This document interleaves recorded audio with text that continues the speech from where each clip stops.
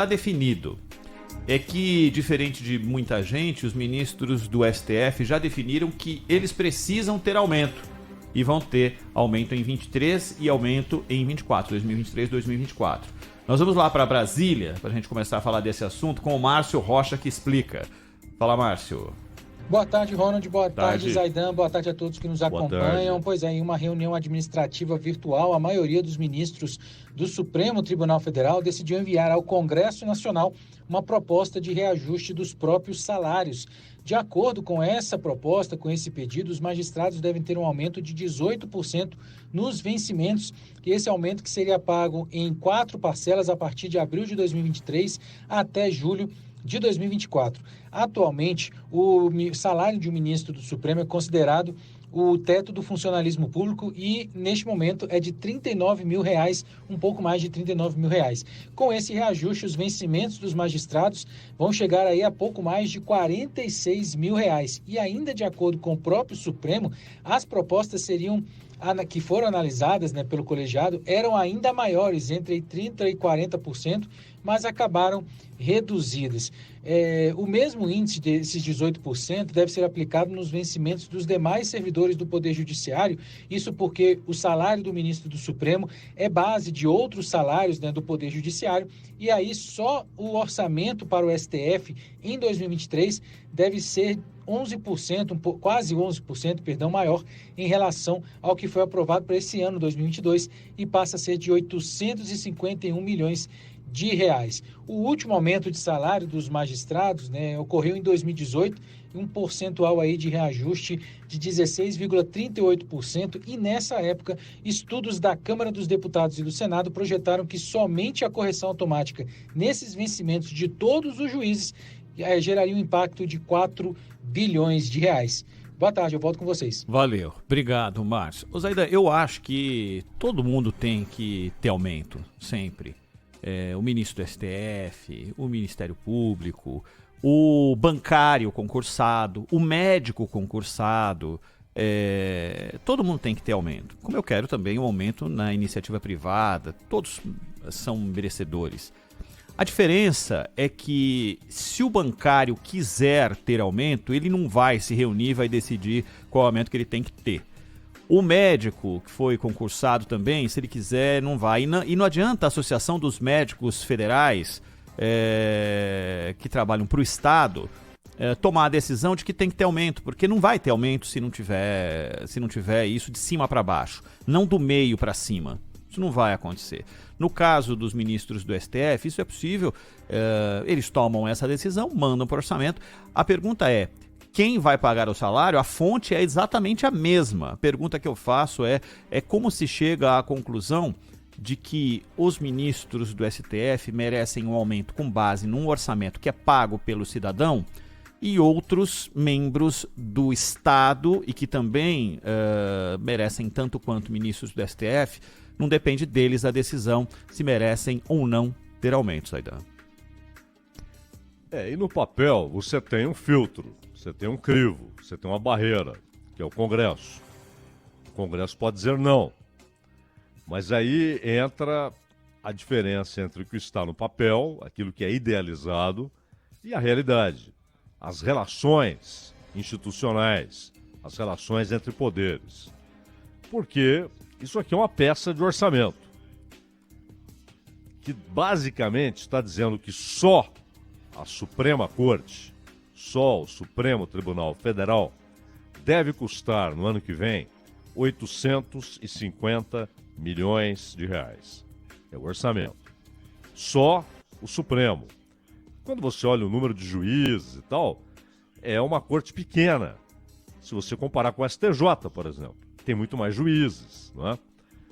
Mas, quando chega no Congresso, a análise não é econômica, não é financeira, ela não leva em consideração o impacto, porque é óbvio, a partir do momento que você sobe o teto, que você sobe a referência, que é o salário dos ministros do Supremo, você vai ter um efeito cascata, que é ainda maior agora, porque além de atingir os juízes federais, atinge também os tribunais estaduais E cresce cada vez mais no Ministério Público a ideia de que os reajustes devem obedecer os reajustes que acontecem no Judiciário. O Ministério Público, que é um poder à parte, é o quarto poder. Então, o efeito financeiro, o impacto financeiro é muito grande. 4 bilhões, isso que o Márcio falou, é a estimativa conservadora. Por quê? O faz de conta que é o esporte nacional, né, Ronald? Você tem o salário do ministro Supremo como teto. Um levantamento mostra que tantos procuradores ganharam mais de 100 mil reais. Porque tem os penduricalhos, as férias que são convertidas em dinheiro, em vez do sujeito tirar. Tem um período longo de férias, ele tira uma parte, a outra ele vende. Né? E aquilo se acumula, as licenças que são remuneradas. Há uma série de situações que levam o salário de alguém que, em tese, ganha ali 30, 32, 28, dependendo do estágio que está na carreira, e que não pode passar hoje de 39 mil e uns quebrados, que é o salário do ministro do Supremo. Como é que chega a 100? Como é que chega a 150? Desembargador, esses penduricalhos vão se acumulando. Se você olha o salário do ministro do Supremo, vai para 46 mil, aumenta de 7 mil reais. Você olha, bom, vamos olhar as responsabilidades, o poder, que obviamente significa também um rol de responsabilidades, esse poder, o alcance das decisões tomadas, a necessidade de estar totalmente preparado para assumir responsabilidades desse tamanho. Um sujeito desse merece ganhar 46 mil? Sim. Sim, acho que é um salário razoável. O problema é que com 39, como é hoje, ou com 46, como deverá ser, porque dificilmente o Congresso vai vetar, o Congresso tem o poder. O Congresso pode dizer não. Mas aí entra a relação que não é meramente institucional, a análise não é meramente financeira, econômica. Eles não querem contrariar o Supremo, inclusive em questões muito mais sérias. Nós tivemos diversas situações em que o Senado deveria ter, pelo menos, aberto a possibilidade de julgamento de ministros do Supremo. E nunca houve coragem para isso. Nunca. Nem com o Renan, nem com o Alcolumbre, nem com o Rodrigo Pacheco. E continuará assim. Na nova legislatura será a mesmíssima coisa. Então provavelmente vão aprovar isso aí sem maiores problemas. Agora, você tem o efeito cascata, um custo que vai de 4 a 5 bilhões, dependendo, porque esse é um custo básico, 4 bilhões. Haverá um aumento, um impacto de 4 bilhões. Não, o impacto será maior, seguramente será maior. O problema é que com 39 ou com 46, o judiciário brasileiro é um dos mais caros do mundo. Num país de renda média muito baixa, ou seja, o que você acabou de falar, Ronald, quem paga tudo isso ganha muito pouco. Quem paga tudo isso, na média, né? Estamos falando do cidadão médio, ele ganha muito pouco. Ele é forçado a participar do ato de bancar esse custo, mesmo tendo ele no bolso recursos parcos, né? Ele não tem dinheiro, ele é um endividado. Na média, ele é um endividado. Ele está sempre ali próximo de quebrar, de se inviabilizar. Ele ganha pouco, quando ganha. Mas todos pagam essa conta. Uma população pobre paga a conta de um dos judiciários mais caros do mundo. E o custo do judiciário brasileiro, o problema nem está nos salários. Seja 39 ou seja 46, o judiciário continuará sendo muito caro pela sua estrutura. Nós já falamos aqui do prédio do TSE. É um assinte. Aquilo é um assinte. Aquilo é um palácio para você abrigar uma corte. E não 7 pessoas que ficam ali, vão se revezando, têm mandatos, mas uma série de funcionários, um custo de manutenção gigantesco. Você tem gabinetes onde é possível jogar uma partida de futsal. Né? Um negócio inconcebível, não tem porquê. A questão é essa, não há porquê. Não há porquê. E, além de tudo isso, é questionável a qualidade do trabalho do judiciário.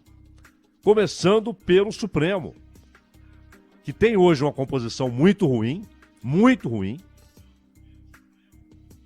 a pior da história, e, além disso, há custos institucionais, há custos políticos, há custos ao Estado Democrático de Direito e à democracia por decisões tomadas na Suprema Corte.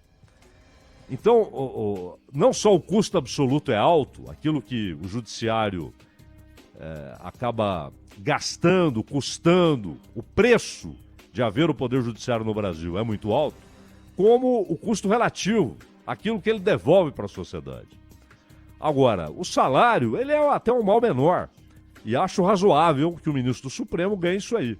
Agora, o custo geral do judiciário é astronômico, e não precisava ser. É a mentalidade dos reizinhos. Aqui é o país dos reizinhos. Todo mundo tem palácio, mordomias. É o dinheiro de ninguém, que na verdade é o dinheiro de todo mundo, é o dinheiro do povo. Não é? É o custo de cada refeição, de N lanches durante o dia, de viagens bancadas pelo cidadão. Além da relação com a sociedade. No aeroporto, para ele é diferente. No hotel, para ele é diferente. Tudo é diferente. O aluguel do carro, o processo que leva à escolha daquele carro é tudo diferente. Tem um outro aspecto aí da importante, só para lembrar e pontuar nessa coisa de gastos e do recado que se dá para a população. Por exemplo, o Conselho Nacional de Justiça, quando tem a oportunidade de punir membros da justiça que são muito mais canalhas do que pessoas que a gente pode confiar na tomada de decisão, e com casos clássicos de abuso de poder e tudo mais, o que o Conselho Nacional de Justiça tenta dar de exemplo, que é, por exemplo, não pagar os vencimentos e gerar uma economia para o Estado, eles criam uma forma de punir, que é aquela, afasta o cara por 2 anos recebendo o salário. Só para pontuar algo que parece uma tiração de sarro em cima de todo esse contexto. Bom, você imagina o que significa para a democracia, para o Estado democrático de direito, venda de sentença. O que significa para a ordem pública, venda de sentença. Porque todos eles são delegados. Todos eles receberam do povo diretamente ou indiretamente poder.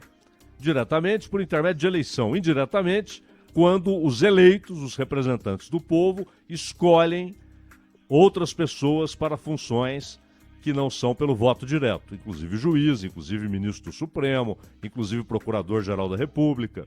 Todos eles têm um poder que é delegado pelo povo.